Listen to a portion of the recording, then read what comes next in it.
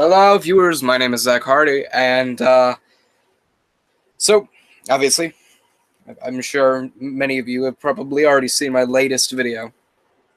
So I'm going to not make any more references to that video, other than the fact that this video is monetized, primarily because it is not going to be mentioning anything bad or disgraceful or tarnished or whatever it may be. Nothing distasteful. So with that being said, ladies and gentlemen, hello viewers, ladies and gentlemen, and then hello viewers. I'm not really the most organized in my off-the-cuff speeches. Hello viewers, my name is Zach Hardy, and this is my review on Ultimate Showcase Wrestling's Broken Bonds 2017, the Friday Night Severity exclusive brand pay-per-view. And on top of that, it is the final. And on top of that, it is the final USW pay-per-view before Bulletproof 10, obviously, this November. And overall, I have a lot of good things to say about the show. Very few bad things to say about the show. There are improvements that I would have made. But my overall thought on the show was that it was a fucking fantastic wrestling show. I enjoyed the majority of it. I'm gonna have to put on my glasses because I can't see shit. So I'm sorry if you can see the reflection in the screen. And, or I'm sorry, the reflection in my glasses. It's not what I meant to do, but you're gonna have to suck it up because I can't see my rundown without him. So I'll do this, and I'll hope it fixes as much as possible. And I'll try to fix the fucking microphone at that. So with that being said, okay. So with that being said, my overall thought on the show and my overall takeaway from the show is that it was a fucking fantastic show. The wrestling was top notch, and I think this is the pay-per-view and define Friday Night Severity as the better USW wrestling show. Overall, the wrestling is top-notch. The storytelling is great. There is much less focus on an entertaining point or entertaining factor. It is, by definition, the better wrestling show. And that I'm very, very happy about because Severity was established last year, in March of last year, before Call to Greatness 12. No, before Call to Greatness 13. What am I saying? Before Call to Greatness 11. Sorry, I'm losing track. And so to see that it's now established an identity this early on in its life cycle, aside from Wednesday Night Intensity, which has been around for so long, it is great to see a new show kind of take the rings and run with them. That is refreshing and very enjoyable to see. On the other hand, I don't think there was a bad match on the show. I think there were matches that could have been improved, that could have been worth more with a little bit more time or a little bit more story. But aside from that, I think the wrestling was top-notch and the show was overall great. So I'm going to get into the script now, and we are going to start with the kickoff match, which was the the Fatal 4-Way match, or the 4-Way dance, to crown a new #1 contender for the World Heavyweight Championship. It was Cannon versus Morbid versus Ash versus Samuel North. And overall, it was a very hectic, but a very good match nonetheless. It was a very enjoyable show to watch. So it was a very enjoyable match to watch. On the other hand, there was too much going on at once. It was a case of, let's say, Morbid and Ash would be beating the shit out of each other at ringside, and that camera would be focused on that, and then Cannon and Samuel North would be in the crowd. And that was a big part that I think took away from the match, was that they went into the crowd multiple times. You had Ash knock Morbid off the top of the announce table and into the crowd, and then they would fight in the crowd, and then Cannon and Ash would fight in the crowd like 5 minutes after they got out of the crowd. Well, not 5 minutes, but roughly like maybe 2 or 3 minutes later. They went into the crowd 3 times, and that, I think, took a little bit away from the match itself. And then eventually it got to the point where they ended up doing a split screen. So if 2 people were fighting each other at the commentator's table area and the other 2 would be fighting in the ring, they would have a split screen with the 2 in the ring and then the 2 on or near the commentator's table, which I thought was pretty, interesting and overall very different. So I didn't find anything wrong with that. But aside from that, there was just too much to really focus on, which I think took a little bit away from the match. On the other hand, when you had a table spot, when you had running to the ring step spot, when you had Morbid take a huge shot with the steel steps to the skull from Cannon, I think you got to add in some props and some brownie points for the performance overall. At the end, Morbid ended up beating Cannon with a pile driver to become the new #1 contender for the World Heavyweight Championship. I don't really know how I feel about that, per se. He just kind of debuted this new business-esque gimmick. He's no longer this whole demon from the trenches. He is now Mr. Suit and Tie, Mr. I mean business, I'm Mr. Corporation. So that is an interesting change to see and to end up having to adapt to. But overall, I'm interested to see how this plays out and how it turns out in the long run. I would have personally had Cannon win the match and go into a match against Alexander Rotten for the World Heavyweight Championship, but Morbid is a good option as well. I think he's very deserving of it. And yeah, I'm looking forward to seeing what happens at Bulletproof now with Morbid in the World Championship picture. So I'm interested in seeing how that works out. So I'm going to give that match 4 out of 5 stars because I think, even with how hectic it was, some of the spots were very deserving of a boost up in my rating, especially when you have a table spot that early in the show. That was something to kind of get you ready for the rest of the show. So the second, and I also have an improvement on the, which was to keep it in a more focused and specific area, and less going into the crowd. I think that would have made the match much more enjoyable to see, and it probably would have boosted up the rating a little bit more. The second match was for the Global Championship with Eli Kaner defending the championship against Crimson Red. This match was my match of the night. It was a very definitive answer to, is Crimson Red ready to be a main wrestler on the Severity brand? And on the other hand, is Eli Kaner ready to kind of carry the Global Championship division and possibly do more? And I loved this match. It was very well executed, very well paced. It featured a lot of heavy, a lot of heavy, high-flying, influenced maneuvers. Some of the big spots were Crimson Red with the springboard shooting star on the outside. You had Eli Kaner with the elbow chop on Crimson Red through the commentator's table, so you had another table spot, which they did a few times in the show. And then you had the finish, which was Crimson Red falling from the Crimson Drop, missing, and then hitting the double knees to the back, otherwise known as the lumbar check in the WWE, followed by a brain buster for the pinfall win to retain the Global Championship, as Eli Kaner retains the Global Championship and win over Crimson Red. This match was great from start to finish. You had a lot of great counters, a lot of very kind of like off-the-cuff moments where you were very interested.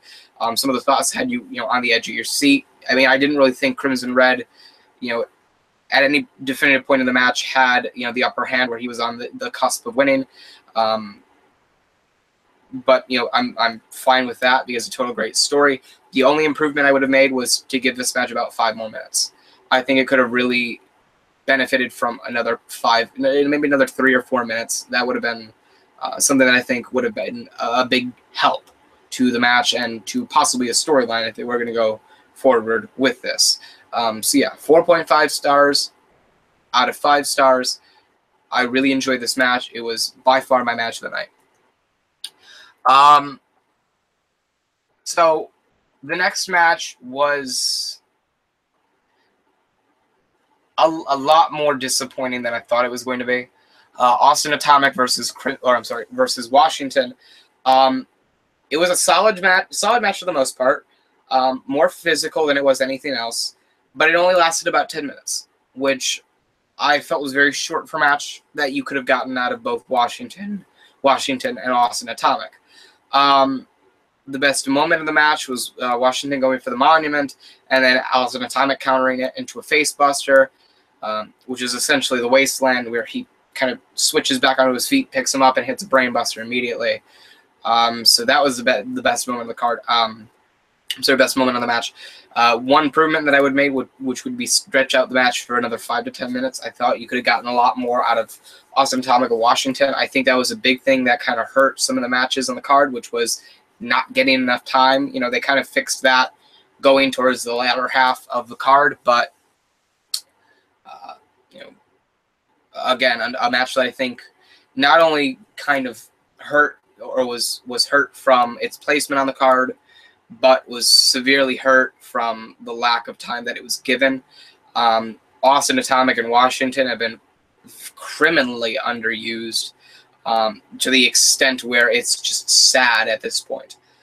So I hope that changes, and I hope it improves. But aside from that, 3.5 out of 5 stars. There was more things that hurt the match than helped it. So yeah, that's my case on that match.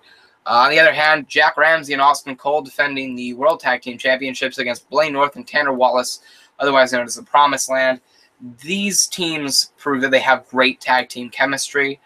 There was a great near fall with Tanner Wallace's clothesline on Jack Ramsey before Cole broke it up. You know, at that point in time, I really thought that the Promised Land were taking back the titles. On the other hand, you know, the finish with Austin Cole hitting a running knee on, with Ramsey turning it into a roll-up on Tanner Wallace was fantastic. The match, you know, went a solid 18 minutes. It was great from start to finish.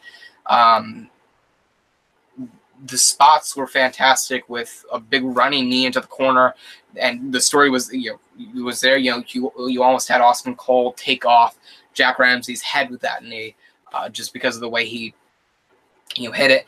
I thought the match was very well put together. It was very well executed. I'm very happy with the outcome. The only improvement I would have been to have Suzuki Kirakashi at ringside to add element to the match. I think that would have been a lot more interesting. But aside from that, 4 out of 5 stars. Very solid match, very well executed, and I'm very happy with the turnout from the match. And I think it kind of helps solidify both teams as main contenders to the tag team titles. So the next match is 2017 King Case holder Chris Ross fighting against Majigeta. And by the way, Austin Cole and Jack Ramsey retain the World Tag Team titles. I'm going to be honest with you, because I haven't watched Severity or Intensity Weekly. I fucking forgot that Chris Ross was the case holder. So that was something that I was interested, or I was very surprised to see, but I'm ultimately still interested in now.